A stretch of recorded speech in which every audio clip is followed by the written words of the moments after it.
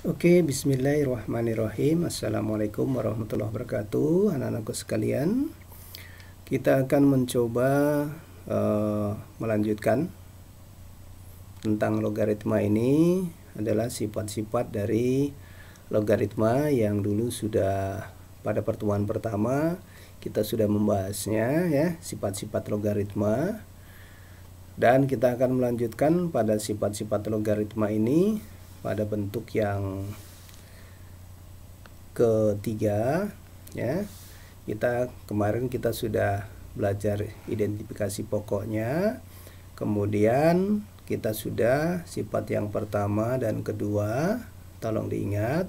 Sekarang kita mau mengupas sifat yang ketiga, ya.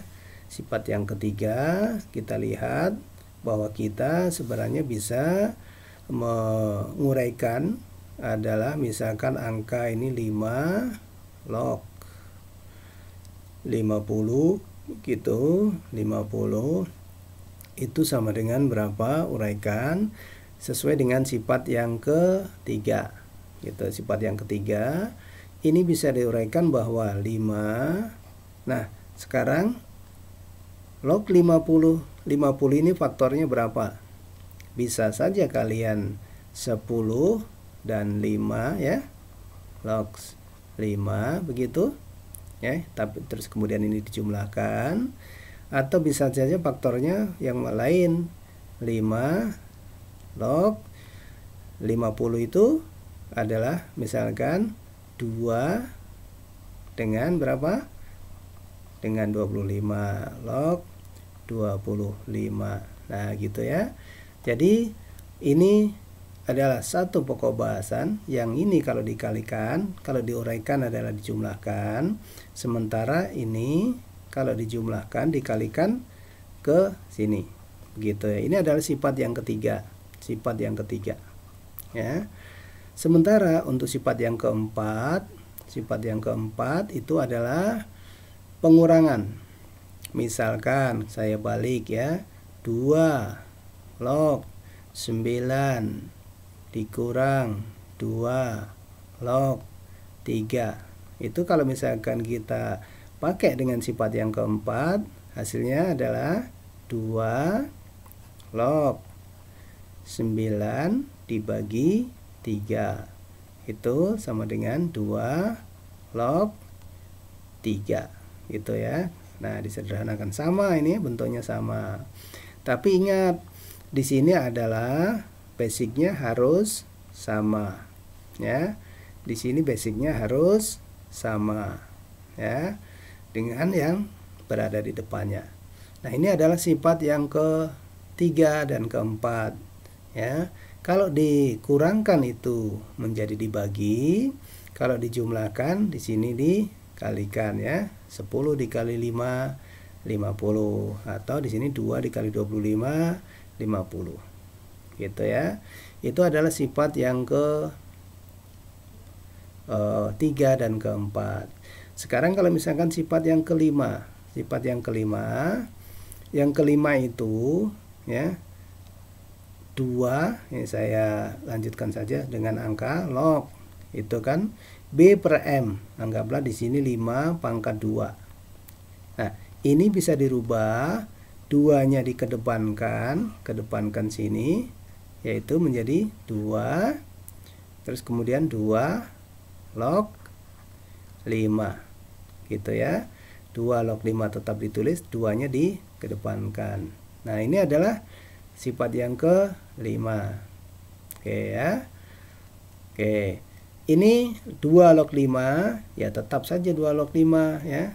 Misalkan lagi 2 log 4, itu bisa nggak dirubah menjadi yang sifat kelima? Bisa, ya. Ini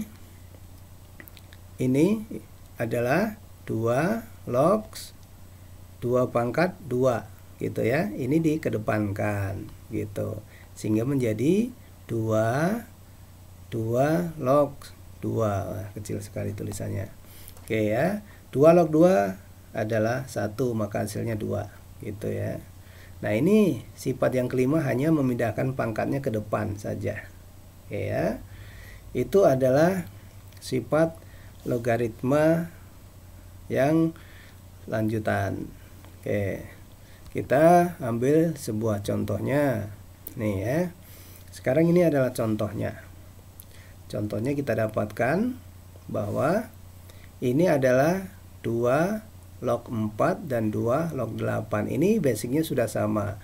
Kalau kalian memilih sifat yang ketiga, boleh disesuaikan menjadi 2 log 4 dikali 8, sehingga menjadi 2 log 32 gitu ya. Masih bisa dilanjutkan? Bisa ya. Kalau 32 ini adalah 2 pangkat 5, maka hasilnya adalah 5. 2 log 2 pangkat 5. Terus kemudian ini kita kedepankan seperti sifat yang ke 5 tadi. Hasilnya adalah 5 dikali 2 log 2. 2 log 2 adalah 1, maka hasilnya adalah 5. Itu ya. Nah, ini adalah sifat logaritma untuk menyederhanakan. Oke. Nah, itu barangkali yang perlu kita ketahui tentang sifat logaritma yang ketiga. Kalau keempat juga sama ya. Yang terpenting ini adalah dikurang dan di sini dibagi ya. Kalau di sini dikali, ini adalah dijumlah dengan A. Artinya basicnya sama, 2, 2, 2. Nah, ini adalah contoh yang kedua. Ini bisa kita lihat pada sifat, sebenarnya sifat yang ke-6 ya. Tapi nanti dulu ya. Ini dulu sifat ketiga dan keempat dulu. Gitu ya. Itu ya. Atau misalkan kita mencari contoh lain untuk sifat yang ketiga dan keempat ya. Di sini saja. Misalkan ada 5 log 50 ditambah 5 log 75 gitu ya. Jadi kalau disuruh sifat ketiga tinggal mengalihkan saja 5 log 50 dikali 75. Nah, itu ya. Ini hanya mengalihkan sifat ketiga. Contoh soal yang sederhana, misalkan 5 log 2 ya ditambah 5 log 10 itu sama dengan 5 log 2 dikali 10 sama dengan 5 log 20 gitu ya. Oke. Seringkali kita diminta untuk menguraikan, tapi seringkali juga diminta untuk menggabungkan. Gitu ya. Demikian juga sifat yang keempat. Tuh ya. Ini misalkan lagi kita ambil contohnya adalah demikian ya. 2 log 4 dikurang 2 log 8 gitu ya. Sama dengan berapa? Sama dengan 2 log 4 dibagi 8 sama dengan 2 log setengah. Itu. Ini yang keempat ya.